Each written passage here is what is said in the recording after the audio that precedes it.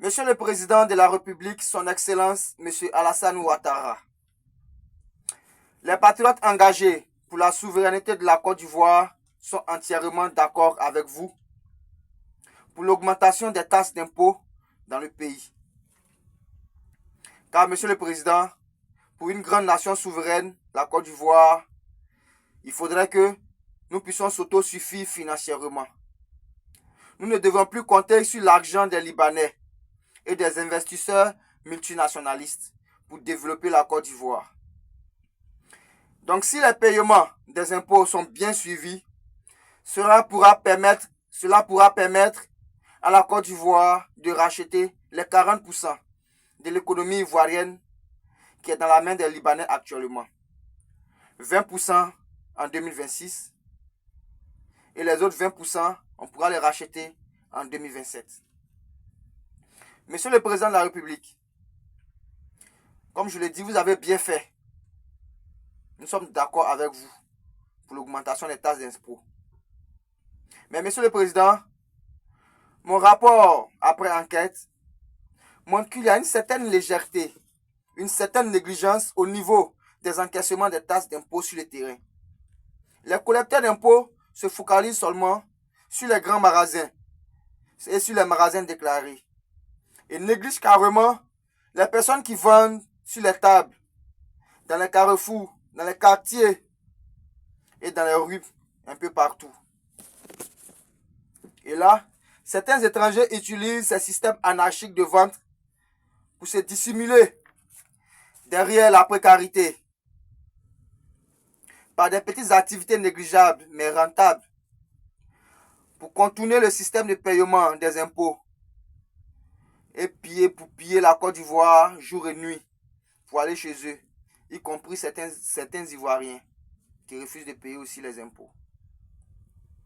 Bien sûr, je sais qu'il y a des secteurs qui affichent leurs patentes, qui payent les impôts au niveau de la DGI et au niveau de la mairie. Mais il y a aussi des personnes qui arrivent, beaucoup de personnes qui arrivent à se dissimuler dans la précarité pour exercer leurs activités, mais qui ne payent pas d'impôts et qui n'ont même pas de patente, qui n'arrivent même pas à payer les impôts. Voilà. Or, ces personnes-là font rentrer des millions par mois, Monsieur le Président. On s'est dit qu'une personne qui est dans une situation précaire, qui a une petite table, on s'est dit qu'il ne vaut pas la peine de l'encaisser, l'impôt. Pourtant, cette petite table fait rentrer plus de 20 000 à 30 000 par jour, Monsieur le Président. Ce n'est plus à négliger. Voilà. Tout ça, ce sont des systèmes de dissimulation pour ne pas payer les taxes d'impôt. Pourtant, ils doivent vraiment le faire. Au moins payer 500 francs de droits d'impôt de solde redevable. Vraiment, c'est très important, Monsieur le Président, pour la Côte d'Ivoire.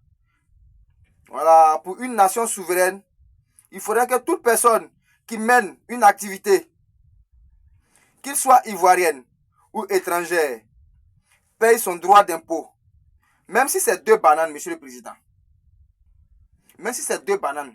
Du moment où vous dites que vous êtes commerçant, vous êtes en train de vendre, vous êtes commerçant, il faudrait que vous payiez votre impôt. Vous payez votre 500 francs par jour en tant que commerçant. Donc, comme je vous le dis, après avoir mené mes enquêtes, il y a beaucoup de personnes qui sont dans ces activités anarchiques, voilà, qui font rentrer des millions par mois.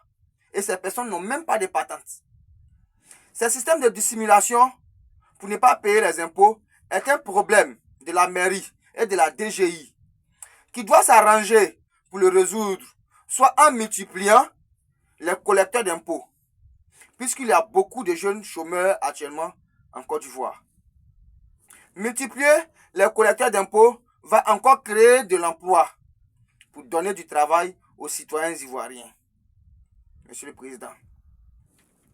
Et ça va encore permettre aux collecteurs d'impôts de pouvoir couvrir tout le territoire national afin d'assurer le bon déroulement du programme d'une grande nation souveraine pour faire rentrer l'argent dans la caisse de l'État.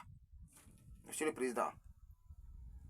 Le taux de chômage le taux de chômage, Monsieur le Président, est élevé que le taux de fonction. Parce qu'il n'y a pas de système de création d'emplois relié directement à l'État. Voilà. Quand il n'y a plus de place à la fonction publique, il faut d'abord revenir sur le secteur privé. Or, pourtant, il y a des opportunités pour créer d'autres emplois reliés à l'État, comme les collecteurs d'impôts de la mairie et de la DGI. C'est parce qu'ils ne sont pas nombreux, Monsieur le Président, qu'ils n'arrivent pas à circuler amplement dans les différentes localités, dans les différents quartiers, pour voir qu'il y a des secteurs d'activité qui sont négligés. Et ces secteurs d'activité qui sont négligés peuvent faire rentrer des milliards à l'État de Côte d'Ivoire, notre patrimoine. Par rapport à l'impôt, chers patriotes engagés pour la souveraineté de la Côte d'Ivoire, il n'y a pas de honte à encaisser les impôts, Monsieur le Président. Il n'y a pas de honte. Voilà. Quiconque fait des activités sur le territoire ivoirien, voilà, doit être censé payer ses impôts. Voilà. Qu'il soit étranger ou qu'il soit ivoirien, il doit être censé payer ses impôts. Parce que déjà, nous sommes divisés. Nous ne sommes plus de la CEDEAO.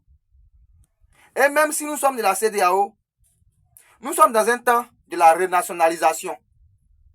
Chaque pays doit essayer de se renationaliser, doit essayer de revoir sa constitution, revoir son fonctionnement. Parce que nous sommes dans un temps où tout le monde est athée. Voilà. Il y a l'athéisme. Voilà. Donc, raison pour laquelle, Monsieur le Président, vous voyez, tous les pays du monde entier sont en train de se recadrer. Tous les pays se recadrent. Donc, la Côte d'Ivoire doit rentrer dans ce système automatiquement. Parce que le monde entier est en train de se recadrer. Donc, tout ce que les gens veulent maintenant, Monsieur le Président, les gens veulent venir affaiblir la mentalité des Ivoiriens en les traitant de méchants.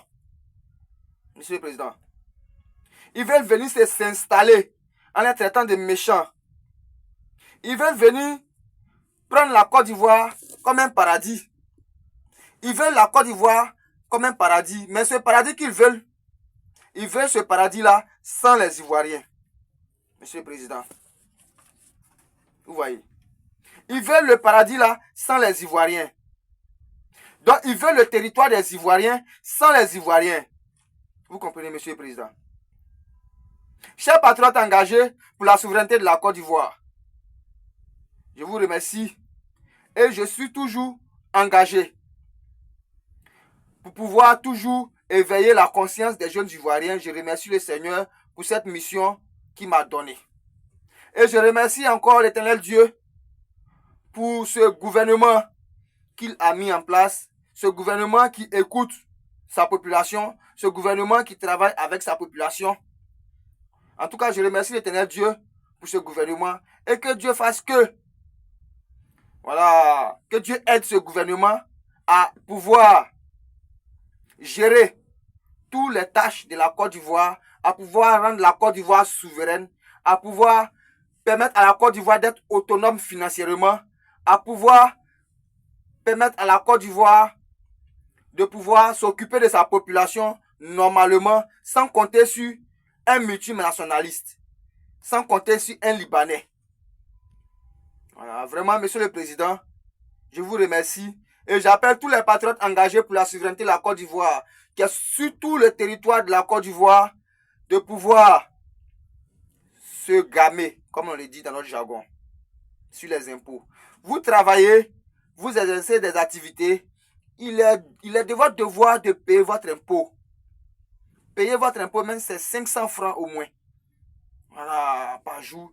Ça va faire rentrer l'argent dans la caisse de l'État. Ça va permettre à l'État de vous suivre normalement, de suivre tous les Ivoiriens normalement. Ça va permettre à l'État d'être autonome financièrement, afin de financer tous les projets administratifs, tous les projets de développement d'une grande nation, la Côte d'Ivoire. En tout cas, chers patriotes engagés, je compte sur votre engagement. Je compte sur vous afin d'être actif au développement de la Côte d'Ivoire. Afin d'être actif, en tout cas, à une grande nation, la Côte d'Ivoire. Vraiment, je vous remercie. Et que Dieu bénisse la Côte d'Ivoire, que Dieu bénisse notre gouvernement qui est à l'écoute de sa population, qui travaille avec sa population. Soyons ensemble. Et nous sommes ensemble pour une Côte d'Ivoire nouvelle, pour une grande nation, pour une Côte d'Ivoire puissante. Je vous remercie. Je vous remercie, Monsieur le Président et tous les membres du gouvernement.